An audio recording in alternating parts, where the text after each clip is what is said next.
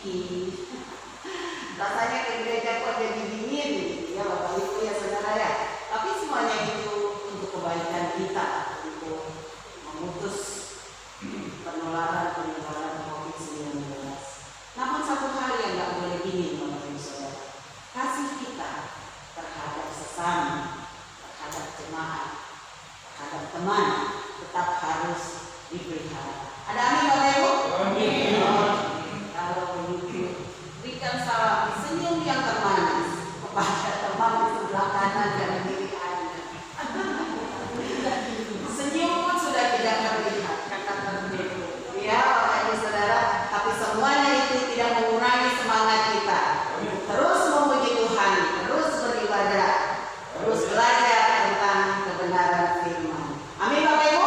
Amin. Nah, topik pada bulan Agustus ini yang sudah ditentukan oleh Bapak Gembala, tema pada bulan Agustus, tema besarnya bebaskan ikatan song-song masa depan. Tapi khotbah topik pada hari ini bebas dari ikatan ketakutan. Ayat tema diambil dari Kolose 1 ayat 13 sampai ayatnya yang 14. Demikian firman Tuhan. Mari kita membaca bersama. Ya, tema ini kita baca bersama-sama. 2, 3, iya. Ia telah melepaskan kita dari kuasa kegelapan dan memindahkan kita ke dalam kerajaan anaknya yang dikasihi. Di dalam Dia kita memiliki penebusan kita, yaitu pengampunan dosa. Kolose 1 ayat 13 sampai dengan 15. Sekali lagi Bapak Ibu Saudara, karena ini yang menjadi dasar kita untuk belajar topik sepanjang bulan Agustus ini. 2 ya, Ia telah melepaskan kita dari kuasa kegelapan dan memindahkan kita ke dalam kerajaan anaknya yang dikasihi. Di dalam Dia kita memiliki penebusan kita, yaitu pengampunan dosa. Kolose 1 ayat 13 sampai dengan ayatnya yang ke-14. Pujian yang mendukung tema diambil dari NP 110. Darah Kristus Maha Kuasa. Amin.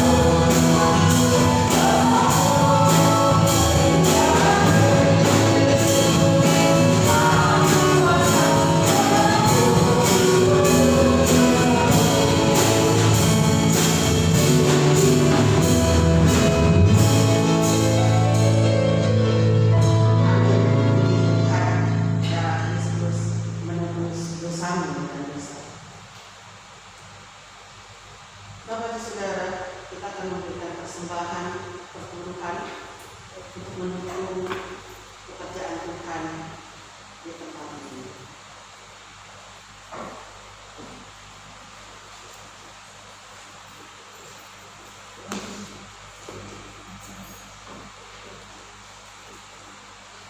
Mari kita berdoa.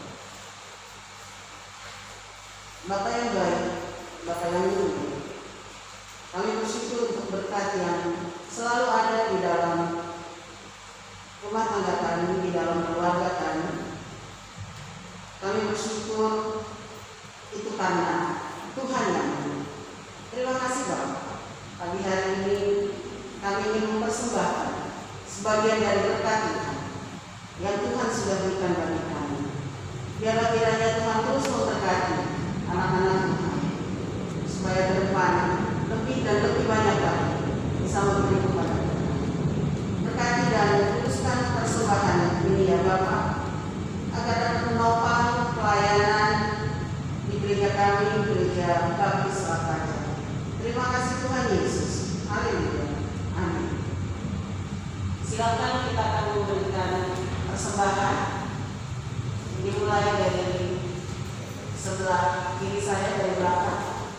Setelah itu seterusnya bergantian.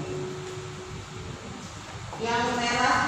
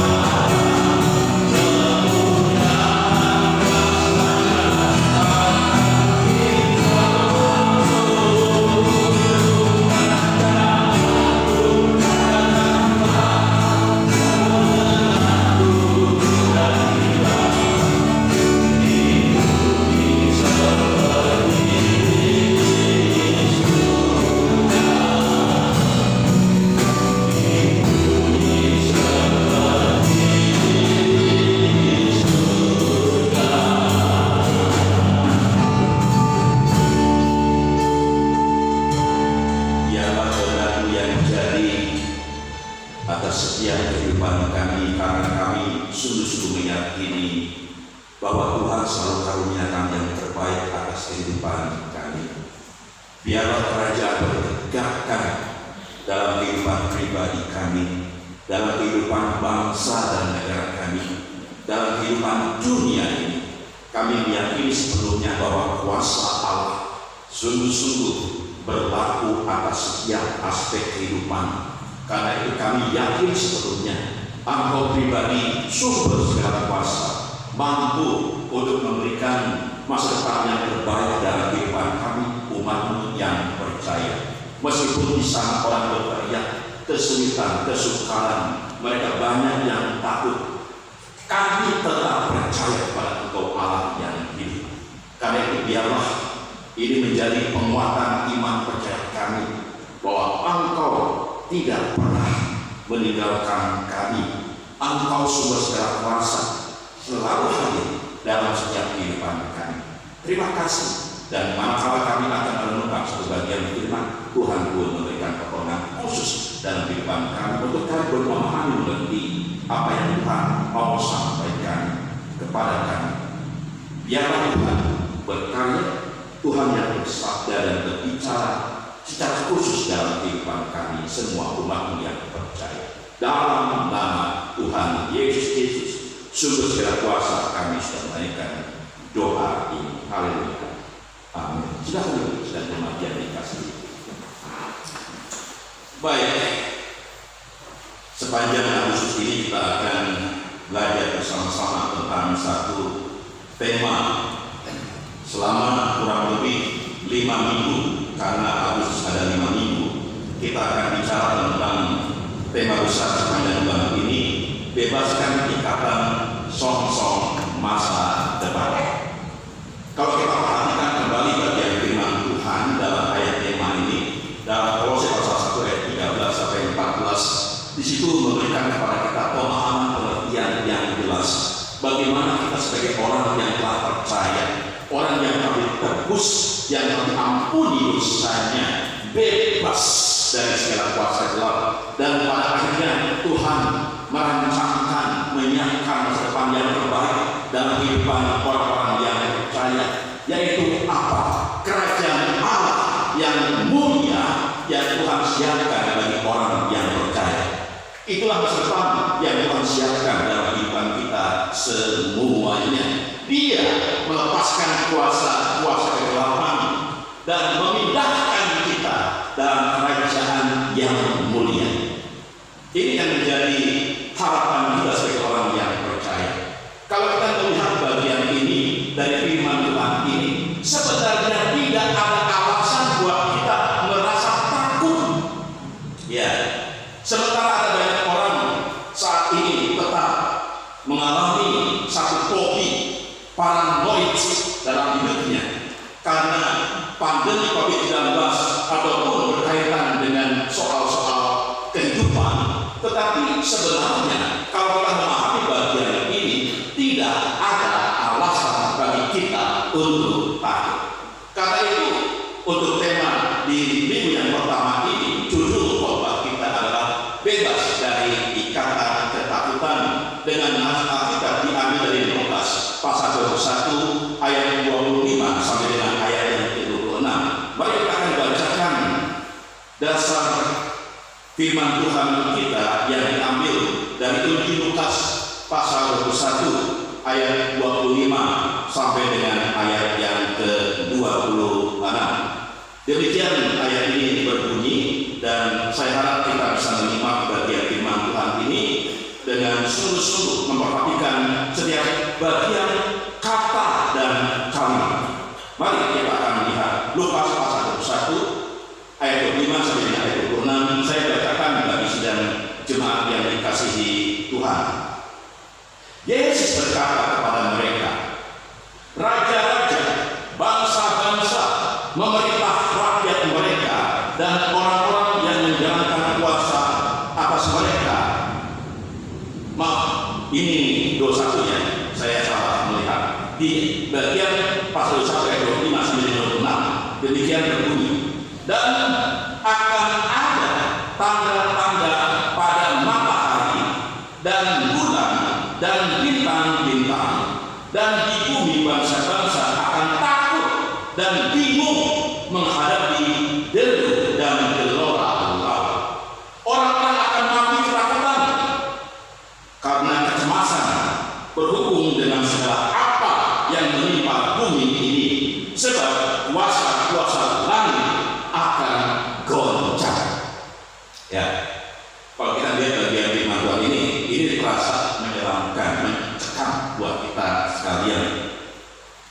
Tuhan Yesus sudah menyampaikan kalimat ini 2000 tahun yang lalu, dan saya ingin mengatakan dengan jujur bahwa memang pada saat ini dunia sedang digoncangkan dengan yang namanya pandemi COVID-19.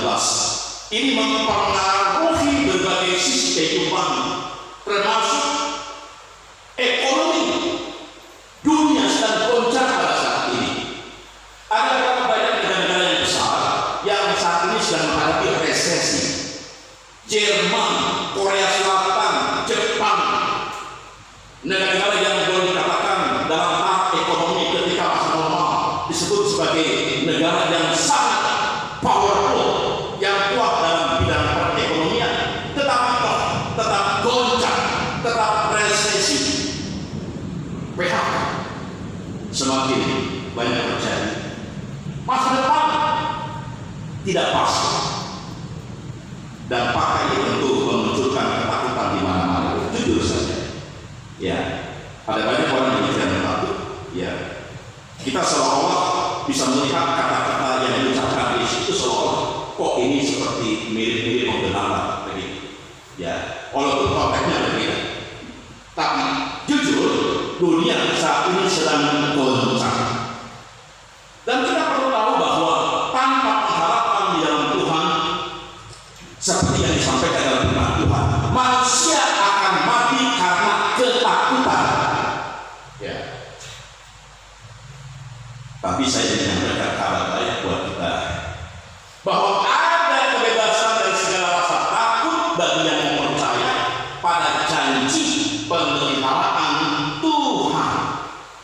Dan seharusnya setiap orang percaya tidak perlu takut lagi, Bapak Ibu yang dikasih Tuhan. Ya, tidak ada rasa takut lagi. Tidak ada alasan untuk kita gentar menghadapi kehidupan ini. Seharusnya setiap orang percaya mereka berpegang teguh pada rahasia ini, yaitu kebebasan yang sejati dari segala rasa takut terletak pada apa?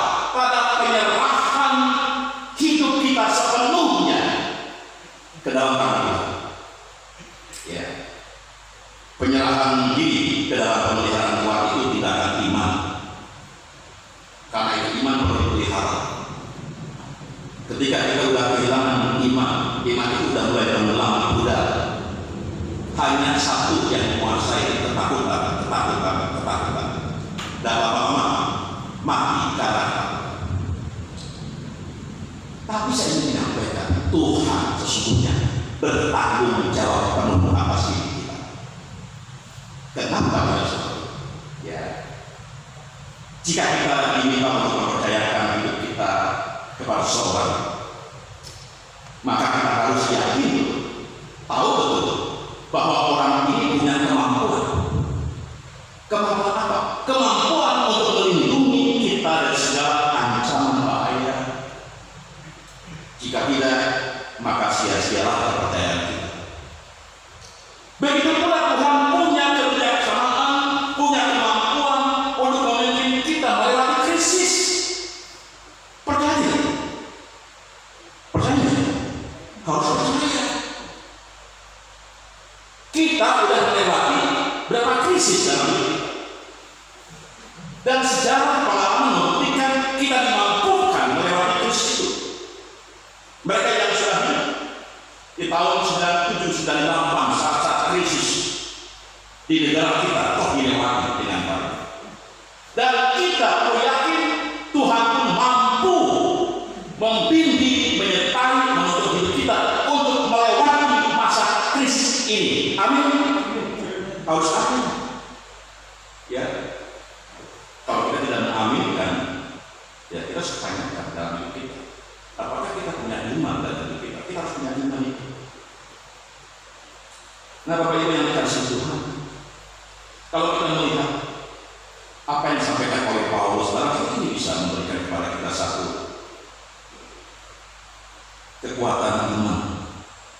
Seorang yang mengatur Paulus memberikan kepada kita, supaya kita mau mempercayakan hidup kita kepada Dia, Allah kita yang hidup, Tuhan Yesus. Coba kita lihat 2 Timotius pasal 1 ayat 12. Dalam bagian firman Tuhan ini, Paulus berkata demikian. 2 Timotius pasal 1 ayat 12. Bunyinya begini, itulah sebabnya aku menderita semuanya ini, kata Paulus. Ya. Tetapi aku tidak malu. Atau mungkin kita bisa tambahkan, tetapi aku tidak gentar, tapi aku tidak takut. Kenapa?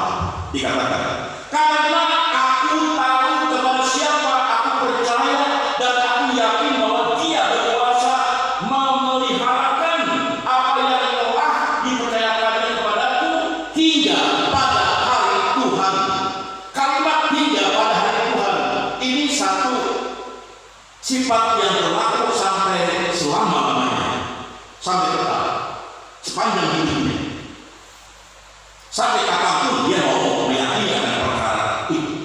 Dia ingin percayakan hidupnya, rindu percaya hidupnya, dan dia percaya Tuhan yang memelihara. Mestinya ini menjadi pegangan kita orang yang percaya. Bapak ini yang dikasih Tuhan, memang orang banyak yang kaget pada waktu menikmati masa-masa yang normal, ya. Kemudian sekarang dihadapkan dengan masa sekarang, ada orang yang hanya terima gaji 50%, puji Tuhan, toh masih terima gaji walaupun 50%, dibandingkan dengan orang-orang yang tidak pernah terima sama sekali, apalagi yang kena PHK. Ini satu kondisi keadaan yang memang perlu kita waspadai, betul. Tapi jangan pernah kita tidak bersandar pada kuasa Tuhan. Ya, percayakan kita sebetulnya pada Dia, Allah yang hidup. Nah, satu perkara yang kita lihat, yang kita perhatikan bersama-sama, jika kita menyerahkan diri dalam tangan Allah yang hidup, kita pasti mampu bertahan dalam setiap kesulitan, pasti. Saya yakin sepenuhnya akan perkara itu, walaupun secara manusia, saya jujur ada hal-hal juga saya merasa takut. Tetapi ditemukan kembali oleh firman Tuhan yang boleh memberikan kepada saya kebangkitan iman kembali. Karena buktinya sudah jelas, ya, buktinya sudah jelas, pemeliharaan itu sudah jelas buat kita. Nah, kalau kita lihat, coba lihat baik-baik, ya, apakah kawanan domba khawatir atau ragu-ragu mereka mengikuti gembala di padang? Pernah nggak kita melihat ada domba yang digembalakan, dia takut khawatir? Tidak, dia percaya kepada gembalanya, menuntut kepada menuntut, tidak khawatir, ya, tidak takut, karena mereka berserah penuh kepada tuntunan sang gembala. Kita adalah domba-domba Kristus. Tuhan adalah gembala kita yang baik. Jadi mengapa salah? Dia tahu pasti bagaimana melindungi dan memelihara dombanya. Ada 3 perkara, 3 hal yang perlu kita belajar. Bagaimana kita bisa bebas dari ikatan ketakutan. Ya, 3 aspek penting ini harus kita sungguh-sungguh mengerti, kita pahami. Yang pertama kita belajar, Bapak Ibu yang dikasih Tuhan. Mari kita melihat bagian ini. Untuk kita dapat melepaskan ketakutan, bebas dari ketakutan, ini satu perkara yang perlu kita lakukan. Mari kita bersama-sama belajar untuk berserah secara penuh dan sukarela. Kalimat ini penting buat kita. Jangan hanya kita bicara berserah, tetapi berserah tidak penuh, berserah tidak sukarela. Mempercayakan hidup kita kepada Tuhan harus secara penuh dan sukarela. Mudah bagi orang Kristen untuk berkata, biar kehendak Tuhan yang menjadi, saat ada masalah, gampang, ya. Orang berkata, biar Tuhan yang berkehendak, biar kehendak Tuhan yang menjadi. Tetapi faktanya tidak mudah untuk berserah. Saya mengerti akan hal ini. Tidak mudah bagi kita untuk berserah. Penyerahan kepada Tuhan tidak bisa dengan hati yang terpaksa, tidak bisa. Ya. Tapi harus dengan sukarela. Contoh Alkitab tentang orang yang gagal melakukan penyerahan adalah ada dua, ya. Ada dua pribadi yang ini contoh. Saya ingin sampaikan dua aja, kalau banyak contoh tapi dua saja, ya. Salah satunya adalah Firaun, ya. Kalau kita belajar dari Keluaran pasal 13 sampai dengan pasal 14, di situ kita melihat contoh yang sangat konkret tentang hal ini. Firaun dia menyerah hanya ketika tulah-tulah secara gencar hadir di Mesir, dan pada waktu ada tulah yang terakhir yang membunuh anak sulung, baru dia nyerah, ya, dan akhirnya melepaskan bangsa Israel untuk pergi. Tapi apakah sukarela? Tidak, dia terpaksa. Karena kalau kita perhatikan dalam pasal 14 ayat yang kelima, kembali Firaun mengejar bangsa Israel. Artinya itu bukan satu sikap menyerah yang benar, ya. Dan juga kalau kita perhatikan contoh yang lain, Ananias dan Safira, waktu dia datang kepada para rasul meletakkan harta bendanya di kaki para rasul, dia bilang pada mereka, inilah seluruh harta benda yang aku serahkan. Tapi sebenarnya pernyataan serahkan cuma separuhnya. Dan kita tahu apa yang jadi sanksi, jadi hukuman. Ananias dan Safira mati, ya. Mereka mati. Ini sikap penyerahan yang tidak dengan seluruh hati, tidak dengan sukarela, tapi terpaksa. Ketika kita menyerahkan hidup kita tidak dengan seluruh hati, tidak sukarela, maka itu pun berakibat buruk dalam kehidupan iman dan rohani. Tuhan ingin kita bebas dari rasa takut. Bagaimana mungkin kita bebas dari rasa takut kalau kita hanya berserah separuh? Bapak Ibu yang dikasihi Tuhan, ada banyak orang yang berkata, saya ingin berserah, tetapi penyerahan itu tidak disampaikan dengan sepenuh hati. Dengan mempercayakan hidup kita secara penuh dan sukarela berarti kita menyerahkan semua pikiran-pikiran kita, cara-cara kita, dan keinginan kita, dan menjadi bergantung sepenuhnya kepada kebijaksanaan dan kebenaran Tuhan. Ini yang suka dilakukan oleh banyak orang, Bapak Ibu yang dikasihi Tuhan. Berserah tidak hanya bicara, tapi fakta. Nah, Bapak Ibu yang dikasihi Tuhan, penyerahan juga dilakukan secara komitmen terus-menerus. Kalau sekarang kita punya komitmen, Tuhan saya berserah, tapi ingat selalu ada goncangan dalam hidup kita. Berserah harus dilakukan secara terus-menerus. Penyerahan tidak bisa dilakukan hanya sekali saja. Makanya dalam doa-doanya setiap hari coba minta sama Tuhan, Tuhan ajar saya berserah, ajar saya berserah tiap hari.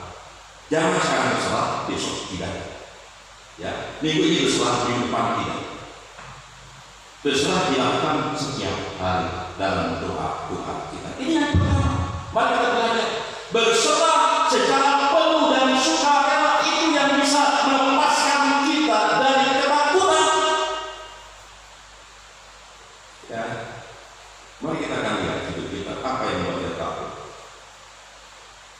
Tapi apapun yang sedang menghinggapi hidup kita, mari belajar berserah setiap hari secara kontinu.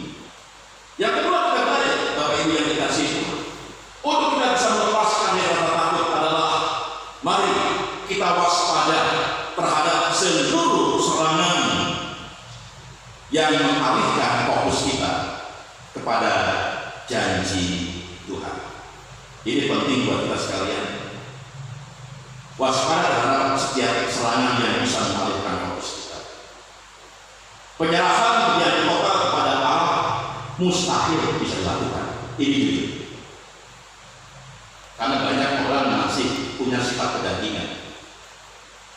Suka dilakukan, nggak mudah dilakukan. Kita bisa melakukannya hanya dengan tindakan iman. Tapi saya ingin sampaikan, sekali saja kita melakukan penyerahan ini kepada Tuhan, maka tidak ada kesukaran yang bisa mengalahkan kita. Ya. Namun kita harus menyadari bahwa sekali kita bertekad untuk melakukan hal ini, waspada. Iblis pasti menentang keras. Lihat pengalaman Paulus. Paulus waktu jadi orang Farisi, kelihatannya dia tidak merasakan serangan-serangan iblis itu, tidak. Tapi begitu dia percaya pada Tuhan, dia serahkan hidupnya pada Tuhan, banyak serangan-serangan yang menerjang hidupnya di Paulus. Tidak mustahil juga kita. Ketika kita mulai berserah, ingat iblis tidak rela. Dia pakai banyak cara, ya, untuk dapat kita kembali kepada ketakutan kita. Bapak Ibu yang dikasihi Tuhan, kita perlu ingat, jika kita menyerahkan hidup kita dalam tangan kuasa Tuhan secara penuh, maka di situ iblis gencar menentang kita. Setan akan mendirikan gunung-gunung ketakutan untuk mencoba membuat kita kehilangan iman. Dia akan memenuhi pikiran dan hati kita dengan keraguan dan teror ketakutan. Strategi ini masuk simpel sekali. Strategi ini adalah untuk mengalihkan fokus kita kepada hal yang makin buruk dan bukannya kepada janji-janji pemeliharaan Tuhan. Ini yang dipakai strategi pikiran kita. Apa benar? Tapi lihat faktanya. Berbagai pikiran-pikiran. Dan ketika kita dengan iman percaya pada pemeliharaan Tuhan, selalu itu pakai pikiran untuk mengalihkan fokus itu sehingga kita kembali kepada Tuhan yang melakukan. Itu yang terjadi dan itu jujur seringkali juga menyerang kita. Nah, Bapak Ibu yang dikasihi Tuhan, kita harus waspada akan perkara itu. Saya jujur saja sekali merasakan peperangan semacam ini. Jujur saja, ketika menghadapi kesukaran keraguan muncul, ya, karena terjadi. Saya berkata, Tuhan, apa yang harus saya lakukan, Tuhan? Bagaimana Tuhan bisa menolong saya melewati masa khusus ini, Tuhan? Bagaimana saya bisa bertahan hidup, Tuhan? Dan saya ingin menyampaikan bahwa setan akan melakukan cara apapun untuk mengalihkan fokus kita dari Kristus, mengalihkan fokus kita dari janji pemberian Tuhan menjadi fokus pada ketakutan kembali. Nah, Bapak Ibu yang dikasihi Tuhan, ini yang perlu kita waspadai dalam hidup kita. Ada banyak perkara, ada banyak hal yang dapat memfokuskan pikiran kita dari janji pemberian Tuhan kepada ketakutan. Tetaplah stay fokus, tetaplah fokus pada janji pemberian Tuhan. Karena itu yang bisa melepaskan kita dari ikatan ketakutan. Itu yang memberikan kepada kita pengharapan. Itu yang perlu kita pegang. Meskipun memang faktanya sekarang masa sulit, tapi ingat, masih ada Tuhan. Dan saya percaya kalau kita saat ini ada hadir, itu pun karena Tuhan. Amin.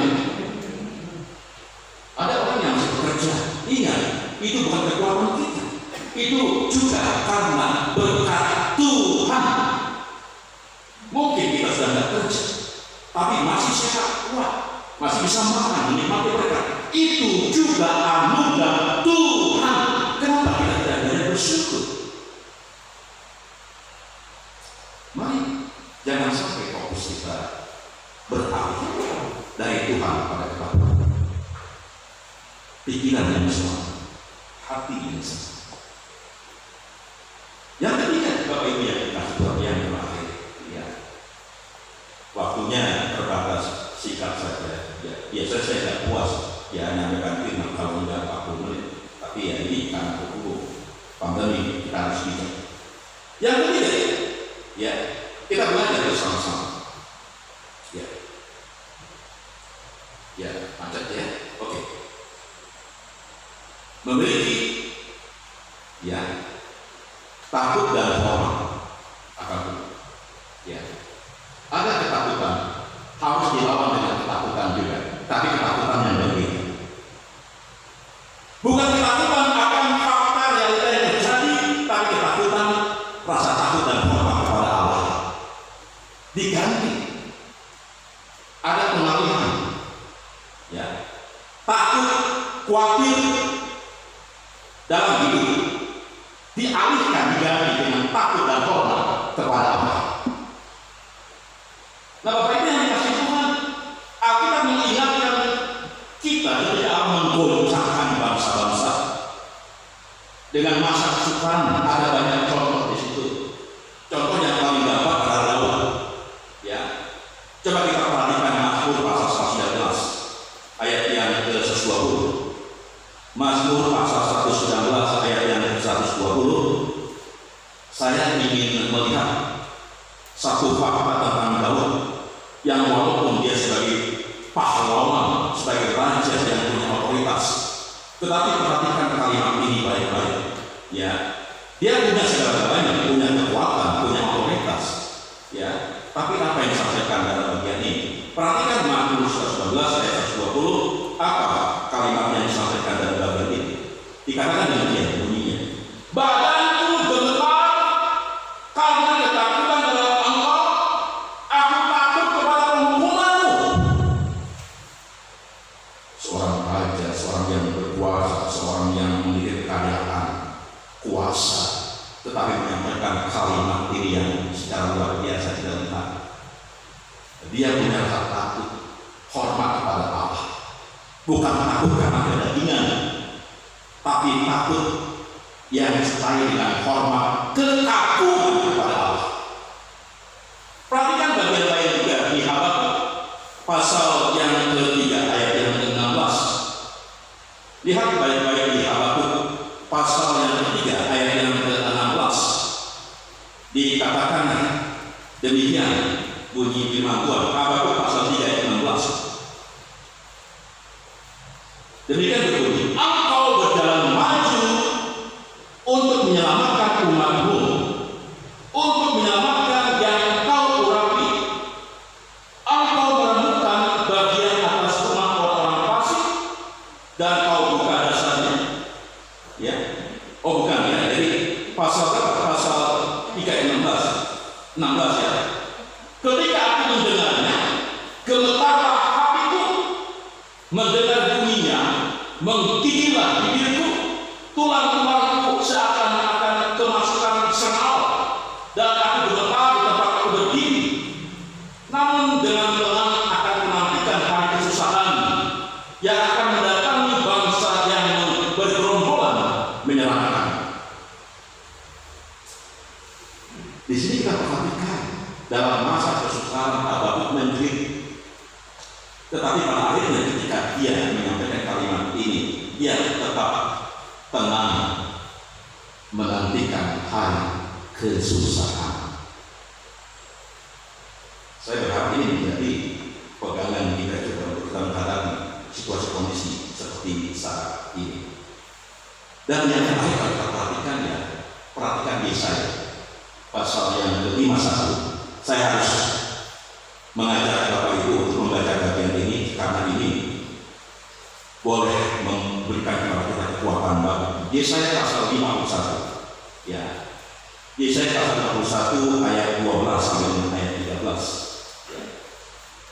Saya bacakan demikian. Yesaya pasal 51 ayat yang ke-12 sampai dengan 13 saya bacakan demikian berbunyi firman Tuhan. Ya.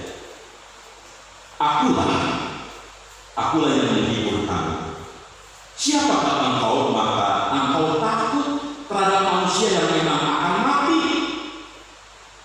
terhadap anak manusia yang dibuang seperti rumput, sehingga engkau melupakan Tuhan yang menjadikan engkau, yang membentangkan langit dan meletakkan dasar bumi, sehingga engkau terus gentar sepanjang hari terhadap kepanasan amarah orang penganiaya, apabila ia bersiap-siap memusnahkan. Di manakah gerangan kepanasan amarah orang penganiaya? Satu pernyataan yang luar biasa dari firman Tuhan. Tuhan menyampaikan dengan jelas melalui saya ini, supaya kita lebih takut pada Allah daripada manusia. Pasal 8 ayat 13, perhatikan dalam surat yang sama Yesaya, kitab yang sama Yesaya pasal 8 ya, ayat 13. Perhatikan baik-baik. Saya ingin kita baca bersama-sama ya. Yesaya pasal 8 ayat 13. Silakan buka itu. Yesaya pasal 8 ayat 13. Kalau saya temukan dan kita baca bersama-sama. 3, 2, 1. Tetapi Tuhan semesta alam, Dialah yang harus kamu akui sebagai yang kudus. Kepadanya harus kamu takut dan Dialah harus kamu gentar. Alihkan rasa takut Bapak Ibu sekalian, takut pada dunia ini, pada manusia, pada keadaan, pada situasi, alihkan kepada takut akan Tuhan, hormat akan Tuhan. Itu yang dapat melepaskan kita dari ketakutan ini. Ada substitusi, ada pengalihan, ada penggantian, pertukaran. Takut pada dunia ini, situasi dan kondisi ini, ganti dengan takut kepada Allah. Itu yang bisa melepaskan kita dari ikatan belenggu ketakutan. Saya tidak tahu bagaimana respon Bapak Ibu.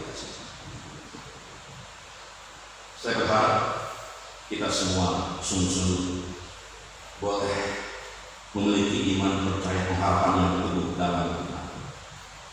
Saat ini mungkin kita melihat ada banyak ancaman bahaya.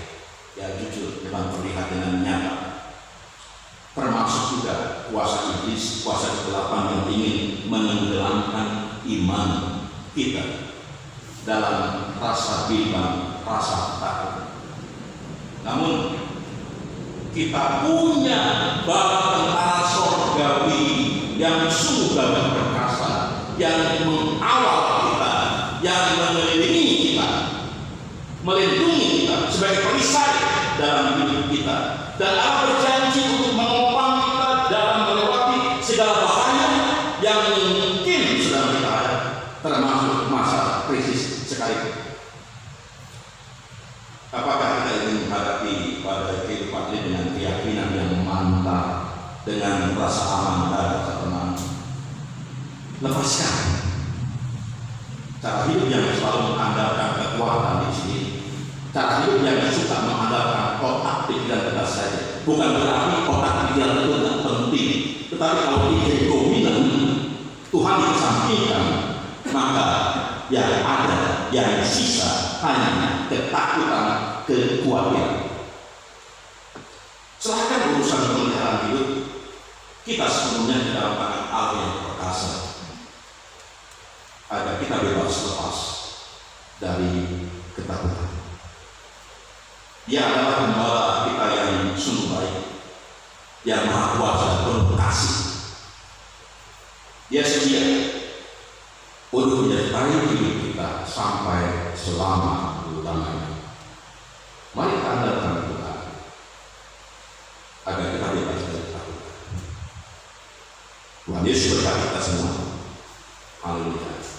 Amin. Mari kita berdoa bersama.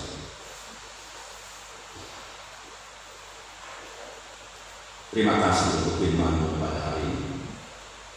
Terima kasih untuk janji-janji yang Tuhan nyatakan dari Tuhan. Ajar kami untuk dapat memahami, mengerti apa yang Tuhan mau sampaikan dalam kehidupan kami. Terima kasih Tuhan Yesus. Menaikkan pujian syukur dalam nama Kristus Yesus. Amin. Haleluya. Amin. Terima kasih Tuhan Yesus. Mari kita akan berdiri. Kita akan responi firman Tuhan dengan satu pujian yang diambil dari nyanyian pujian nomor 157. Nyanyian pujian nomor 157, mari kita akan meresponi firman Tuhan dengan pujian. Jangan takut kegelisahan, jangan gelisah, jangan takut. Tuhan menjaga kita. Itu yang harus kita ingat. Mari kita berikan bersama.